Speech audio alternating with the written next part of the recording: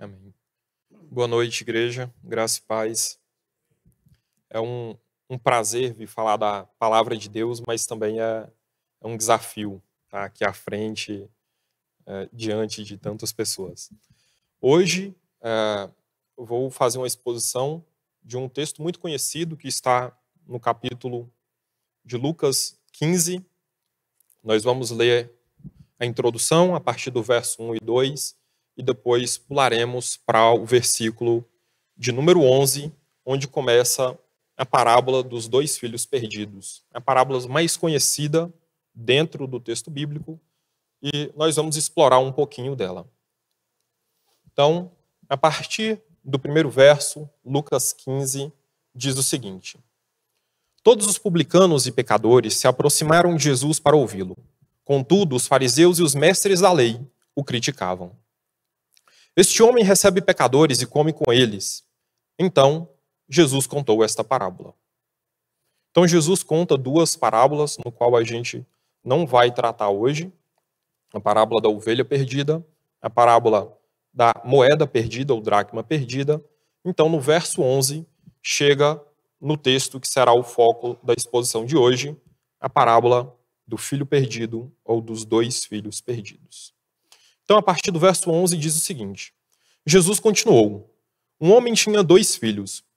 O mais novo disse ao pai: Pai, quero a minha parte da herança. Assim o pai repartiu a propriedade entre eles.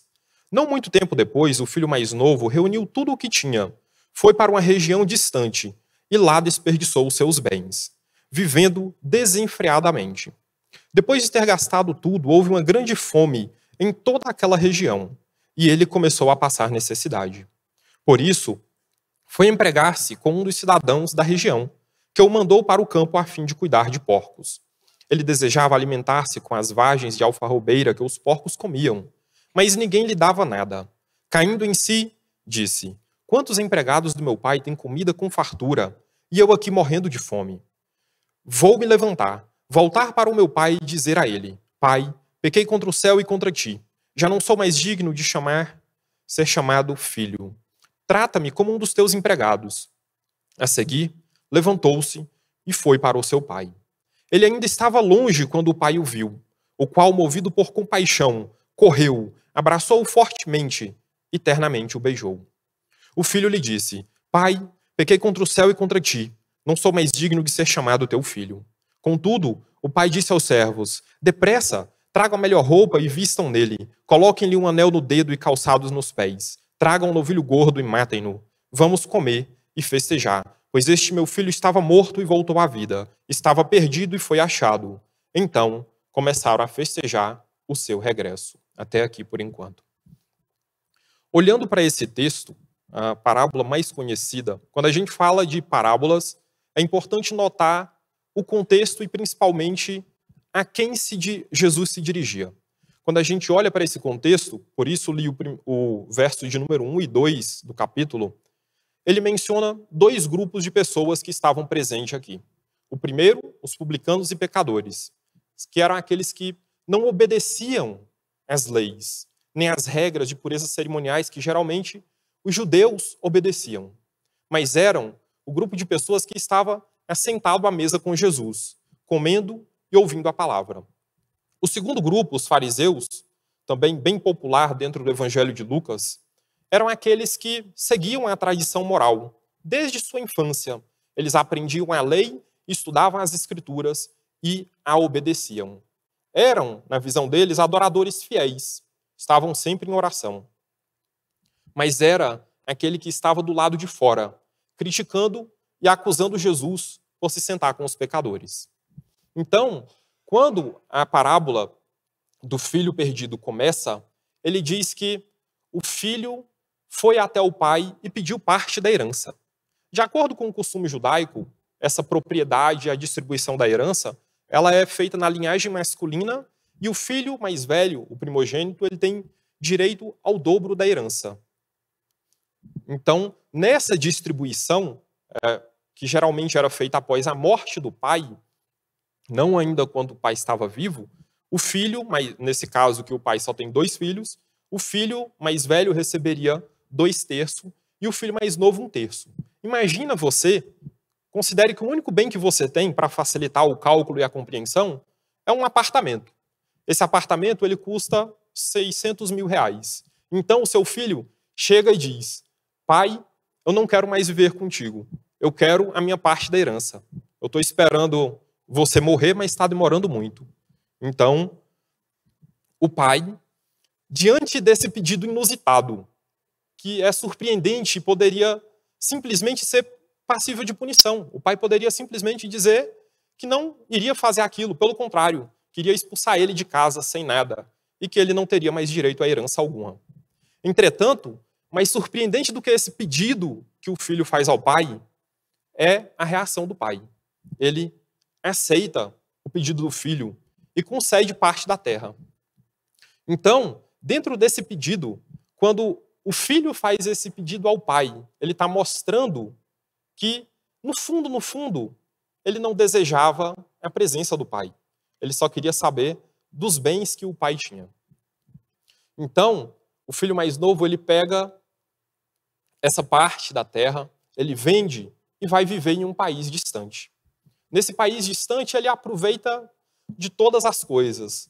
A palavra diz que ele viveu dissolutamente. Não especifica exatamente com o que ele gastou.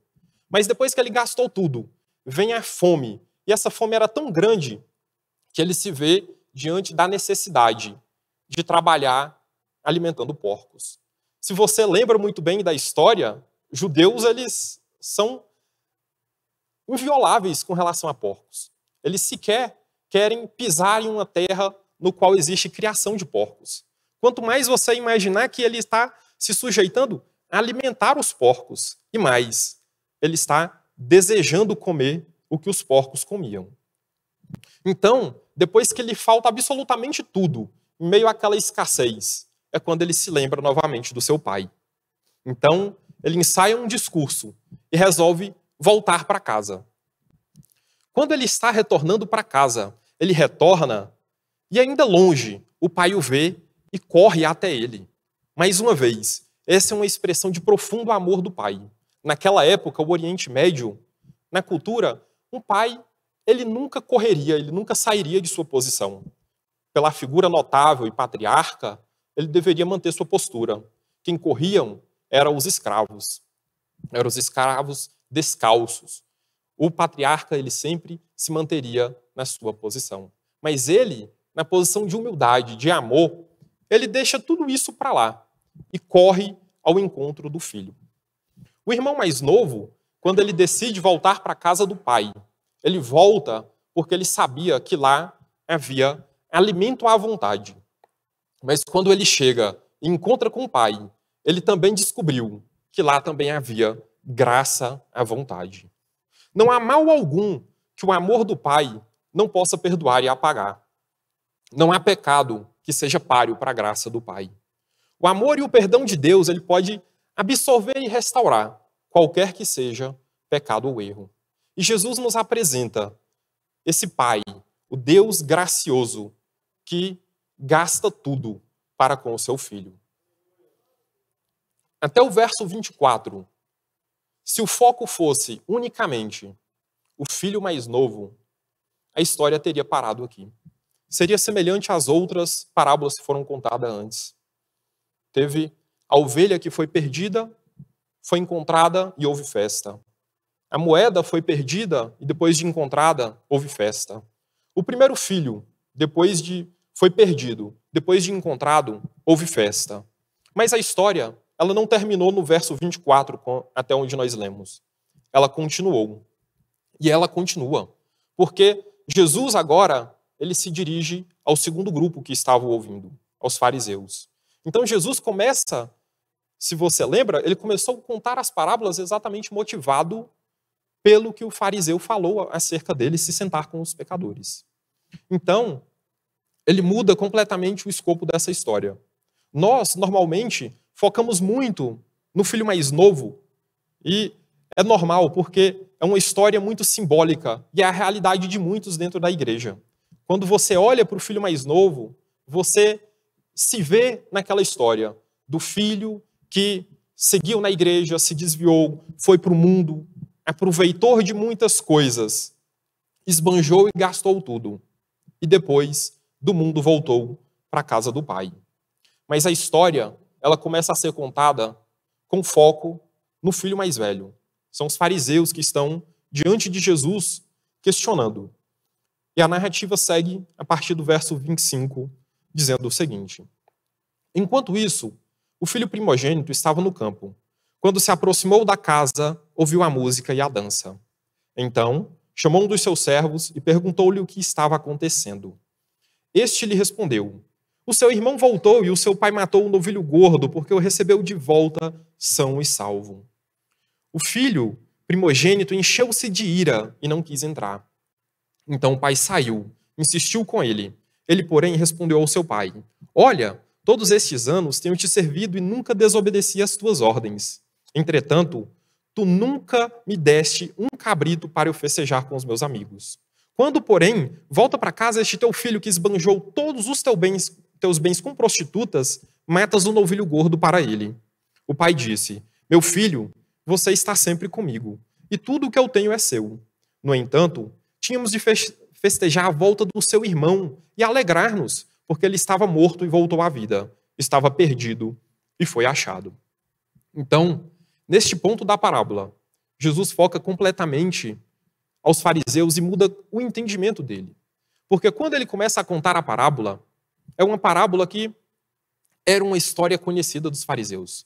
Quando ele começa a contar a história, dizendo que existiam dois filhos, automaticamente, para aquela época, os fariseus conhecedores da palavra, eles poderiam se lembrar: Jesus está contando a história de Israel. A história dos patriarcas é exatamente isso. Quando você olha para Gênesis, é a história do pai que tinha dois filhos. Era Adão, que teve Caim e Abel. Era Abraão, que teve Ismael e Isaque. Era Isaque, que teve Esaú e Jacó. E quando você olha para essas histórias, é exatamente o filho mais novo que herda a herança. Assim como Jesus começa contando a história. Era o filho mais novo que tinha pedido a herança e que tinha saído. Então eles começam a se imaginar como o filho mais novo.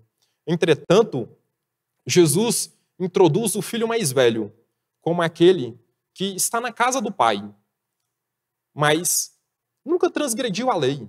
Ele segue todos os mandamentos. Mas a verdade é que ele não está aproveitando da presença do pai. O filho mais velho, introduzido a partir do verso 25, é aquele que está dentro da igreja. Ele pode não ter realizado igual o filho mais novo, de ir para o mundo e de aproveitar as coisas. Mas ele está na igreja, sem se deleitar com o pai, porque ele tem o prazer em julgar. É aquele que diz: pecou de novo, não vai tomar ceia, está impuro. E viu a roupa daquele irmão? O jeito que ele veio para o culto? Esses aí não entenderam verdadeiramente a palavra da Bíblia. Eu entendi. Denominação X não presta, não tem salvação. Eu decidi seguir a Jesus, por isso sou melhor que os pecadores. Essas são típicas falas que podem não ser expressas com palavras, mas estão no coração do filho mais velho.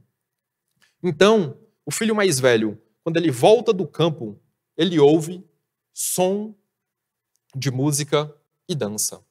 Geralmente a música e a dança, ela iniciava a partir do momento em que a comida estava pronta para ser servida.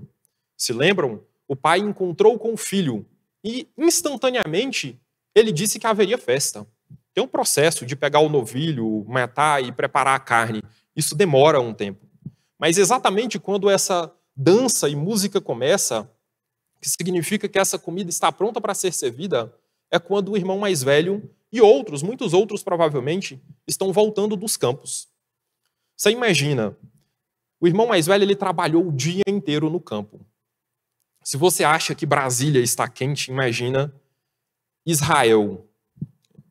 Então, depois de um dia inteiro no campo, ele chega em casa, ouve a música tocando, ele ouve o pessoal celebrando, sente o cheiro de churrasco, cordeiro assando, e ele prefere não entrar. Ele deveria estar com muita raiva mesmo para não participar dessa festa. Então ele prefere ficar do lado de fora. Todos esperavam do primogênito um papel importante dentro de uma festa, dentro de uma celebração.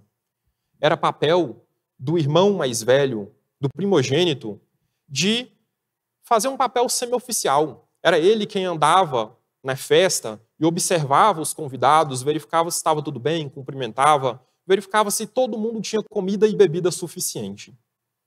Mas ele prefere, num ato de ira, não participar dessa festa, não participar da alegria do pai e do irmão.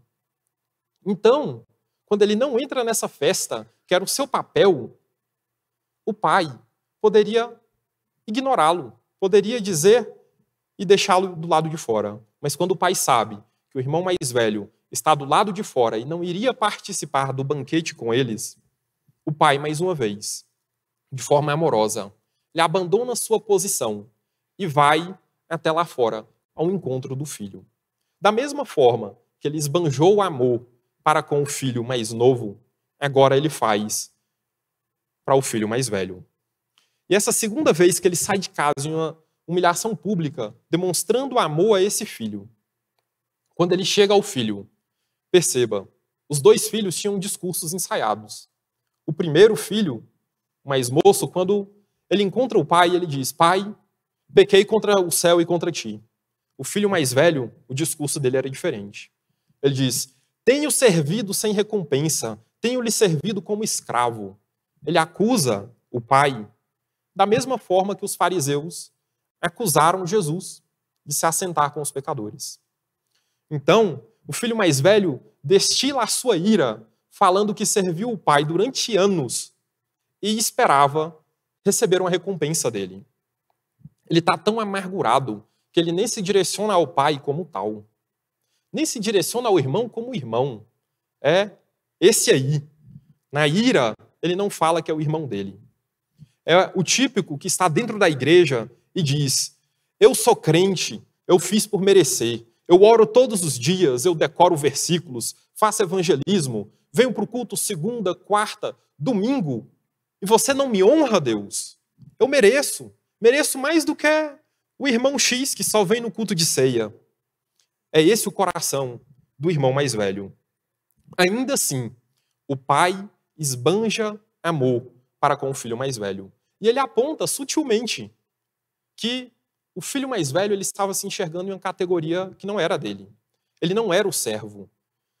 Enquanto o filho diz: eu tenho te servido todos estes anos e nem recebi um cabrito, o pai diz: você é o herdeiro, você possui tudo, tudo que é meu é teu. Como eu posso lhe dar mais? Todas as coisas são tuas. Como você se enxerga como escravo? Escravo, você está o tempo todo na presença do pai e não consegue desfrutar da presença dele. Então, o filho mais velho, ele acusa o filho mais novo. Quando a gente olha para o começo do texto, a gente percebe que o texto diz que o filho mais novo gastou os bens desenfreadamente ou dissolutamente, mas não especifica com o quê.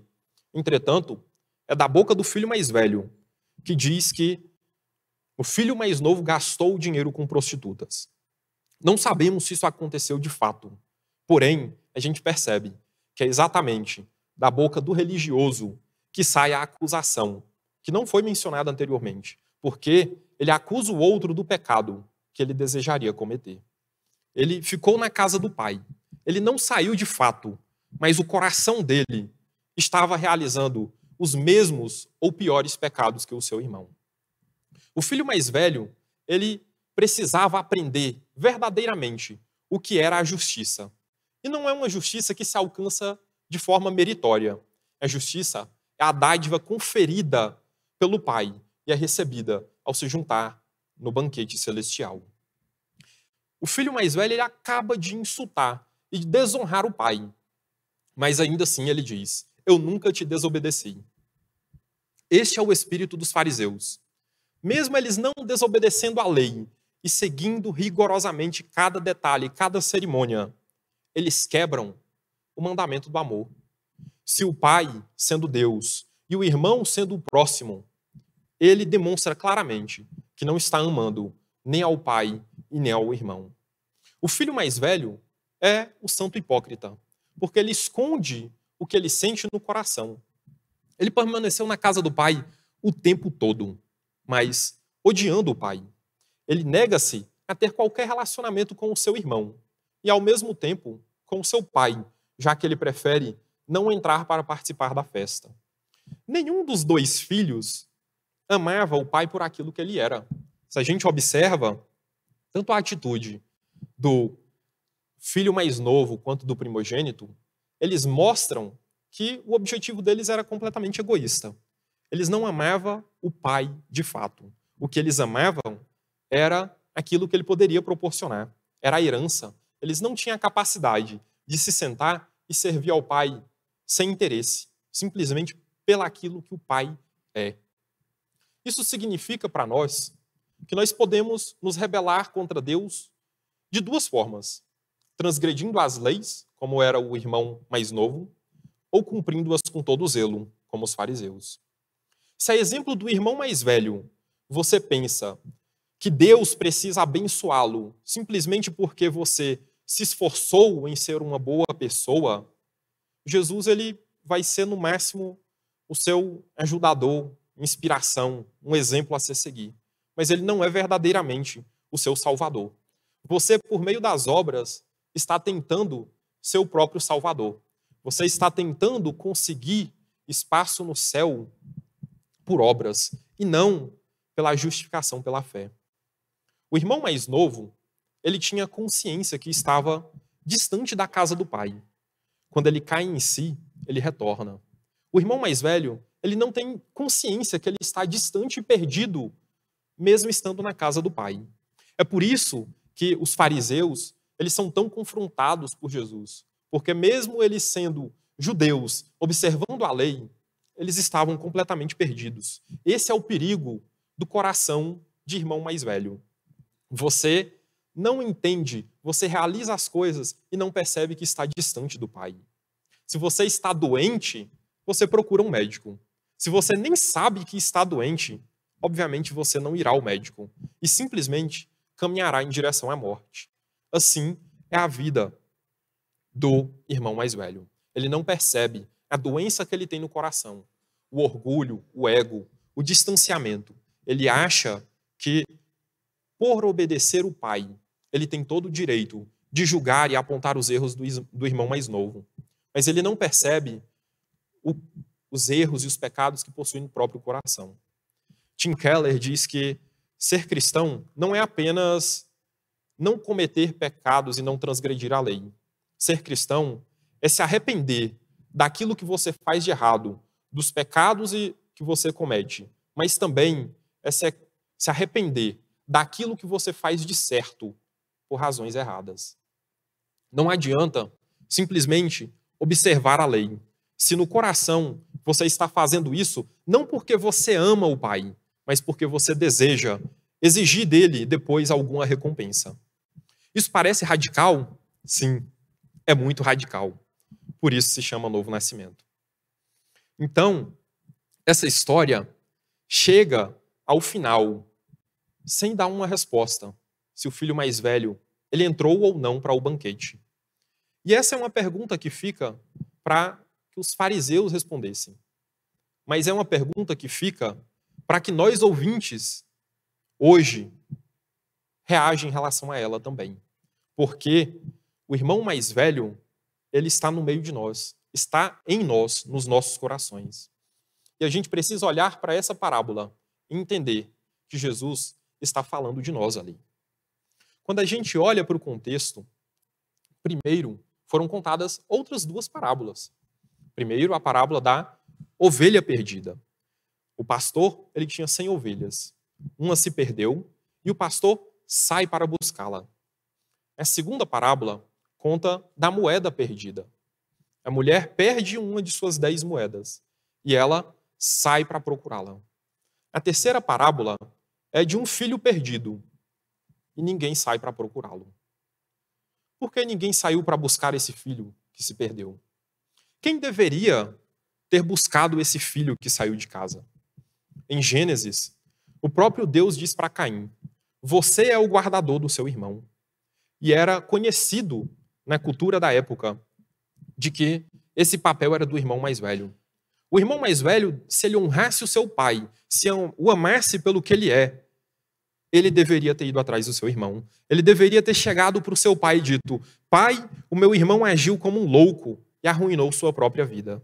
Mas eu irei procurá-lo e trarei de volta para casa.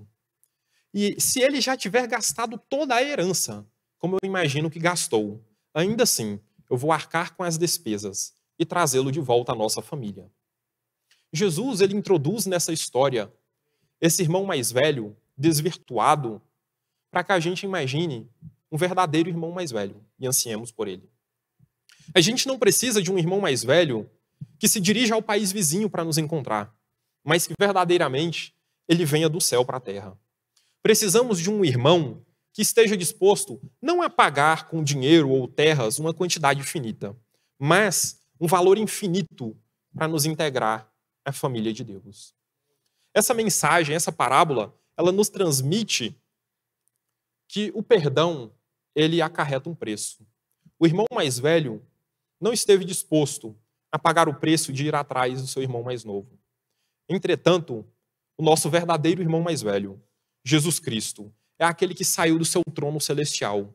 Ele saiu direto do céu para a cruz, para que nós pudéssemos nos assentar à mesa do Pai e celebrar com Ele.